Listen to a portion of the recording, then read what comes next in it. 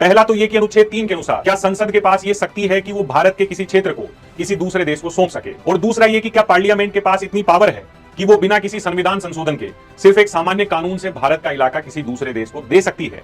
इस मामले में सुप्रीम कोर्ट की दोस्तों 8 जजों की बेंच बैठती है, जिसका नेतृत्व किया था उस समय के चीफ जस्टिस भुवनेश्वर प्रसाद सिन्हा ने। सुप्रीम कोर्ट ने अपने फैसले में कई अहम बातें कही, जिनमें पहली ये थी कि अनुच्छेद 3 का संबंध भारत के आंतरिक पुनर्नियोजन से है, न कि भारत के किसी क्षेत्र को विदेशी राज्य को सौंपने से संबंधित। दूसरी और महत्वपूर्ण बात यह कही कि अगर संसद को भारत के किसी क्षेत्र को दूसरे देश को सौंपना है तो इसके लिए अनुच्छेद 368 के अनुसार संविधान में संशोधन करना होगा।